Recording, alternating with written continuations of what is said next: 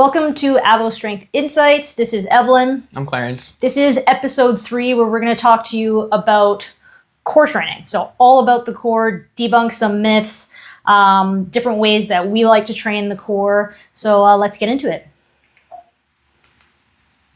So most people, when I talk about core training to everybody, they just think about abs, like six-pack abs. That's what you do for core. And then that kind of just leads to everybody doing a bunch of sit-ups, a bunch of crunches, and just a bunch of ab circuits. One thing with that is you're really just chasing your aesthetics over function. And chasing aesthetics isn't necessarily bad. If that's your goal, that's your goal. But also with a lot of the things that you'll see on TikTok, YouTube, whatever, it'll be people doing 30 minutes of core, and then it'll just be you're gonna do 100 reps of sit-ups, you're gonna do 2,000 reps of whatever. But your core is just a group of muscles, and you don't train those muscles differently from any other muscle. You still want to do heavy resistance training, progressive overload, pushing close to failure. So that's the aesthetic side of it. But then with the functional side of it, maybe you could talk about it a bit more. Yeah, so Chlarence touched on it perfectly, where most people think about the core and they just think of the rectus abdominis. So think the six-pack abs in the front, but really your core is so much more. So I guess what we kind of want to touch on is what is the core. And so the core essentially is 360 degrees around your torso. So that includes everything, including your diaphragm and pelvic floor. And we want to think of it in terms of a canister that helps us also regulate pressure through the entire system, through our body. So your core is essential in order to be able to transfer force from the ground in through that midline and then out through your extremities, which whatever you're doing. So the core really is a lot more than just the six-pack abs, and a lot of people tend to forget that. Now, in terms of functional training, like Chlarence said, most people are thinking just sit-up, crunches, that type of thing. But again, if we're thinking about the core as being something that's 360 degrees cylindrical, we want to also train it that way. Mm-hmm. So thinking about your core, which is covering that entire kind of midline, it really has to do with the rib cage and how the rib cage moves too. So we want to train in all planes of motion. So we want to think about lateral flexion, rotation, spinal flexion, as well as extension when we think about training the core. Yeah, so like Evelyn said, how your core is just that 360-degree angle, and then you're just training it in different directions. So rotation, anti-rotation, building strength in that plane, building strength in multiple planes. So then when you look at core training for the functional side, you want to think about, how you're able to control that load, like what Evelyn was talking about, how you're building that pressure, how you can resist any unwanted movements, and how you can breathe and brace effectively. So 100%, yeah. So like Chlarence said, the breathing and the bracing is really important.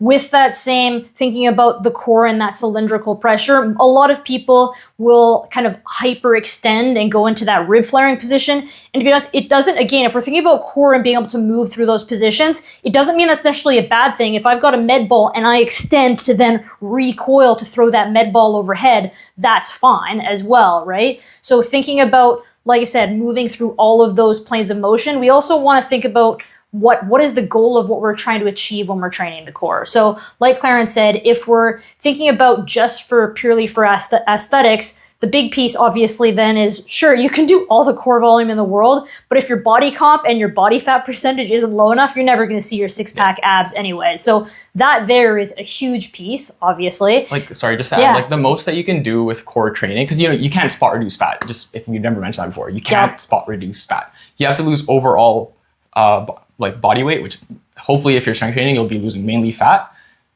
Increasing the size of your abs is just what you do through all those crunches and whatever.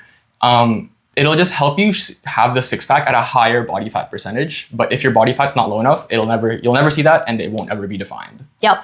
And yeah, depending on who you are and how low you can get in body fat, safely, obviously, some people may never see their six-pack abs. It doesn't mean they're not there. They're still there, and they can still be very functional. And very strong. Yeah, and very strong, exactly. So again, thinking about core training, like Chlarence mentioned already, we want to be able to train through all planes of motion, like you said as well, anti-flexion, so resisting flexion, resisting extension.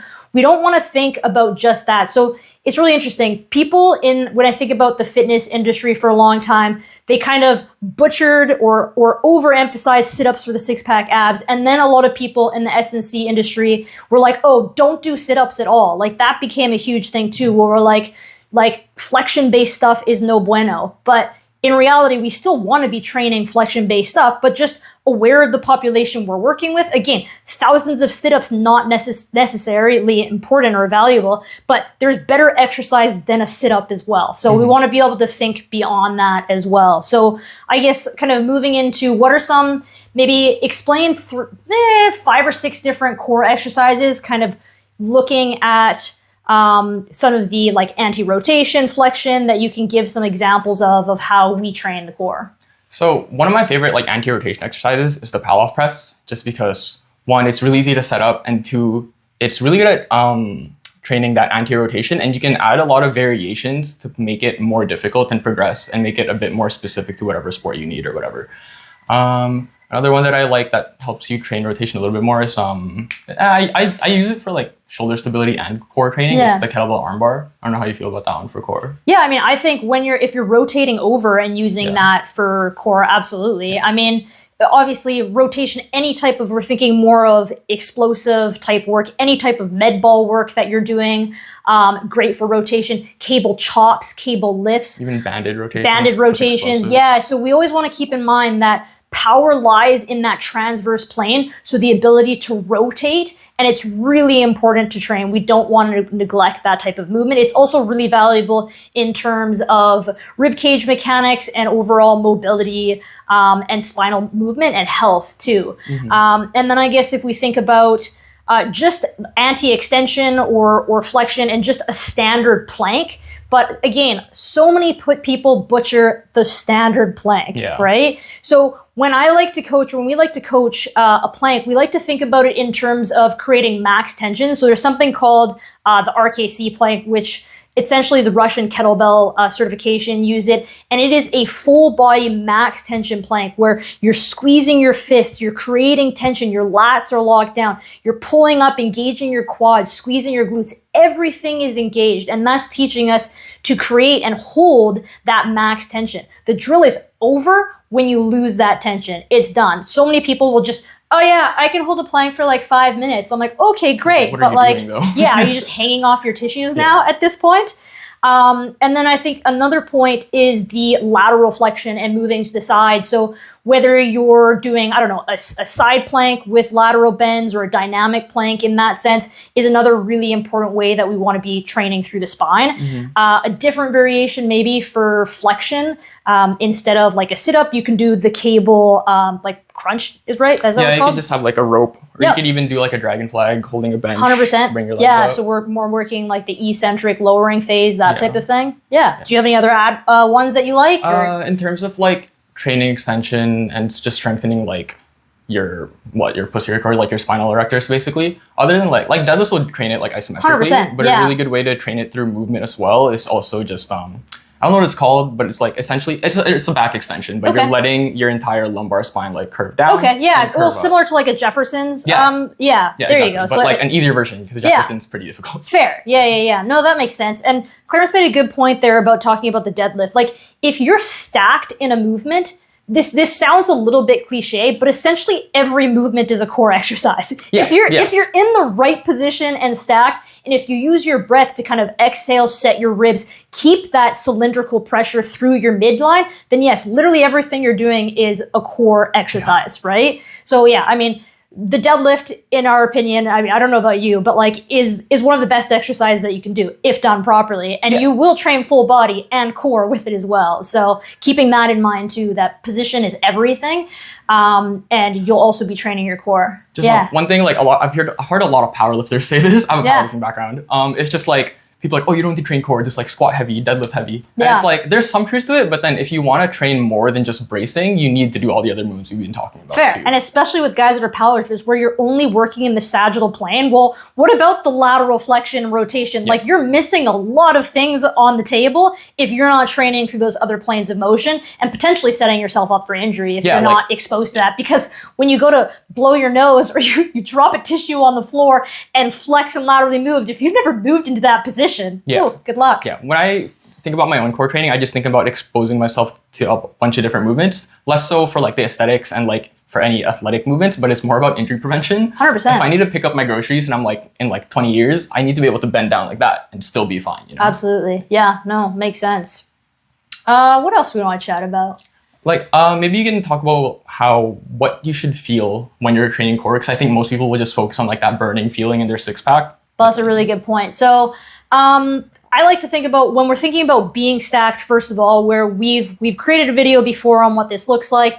But if you exhale all the air out completely, rib cage stacked over pelvis, you actually should feel tension through all, like essentially your midline. So if I place my hands here and if I exhale all the air out completely and I'm stacked, I can feel my core engaged both on the front and the back, and I can feel that tension through. So you should be able to feel that tension there as well. What did you want to touch on for that?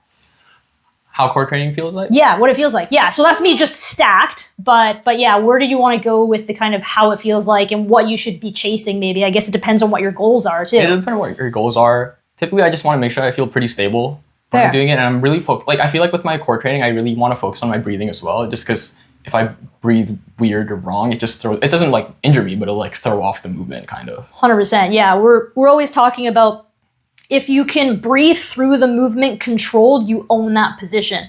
If you're either holding your breath like crazy, which if you're lifting really heavy, yes, please hold your breath and brace. But if you're doing something somewhat maximally, you should still be able to breathe through that position. Yeah. That's really important. So making sure that you own the movement by 1, you're stacked, 2, you're going through that proper range of motion or whatever you're trying to execute. And next question is, can you breathe through that movement, right? Sweet. I like it. Is there anything else you wanted to touch on? I don't think so. Do we know what we want to talk about for our next episode? I'm not sure. No? Spitballing?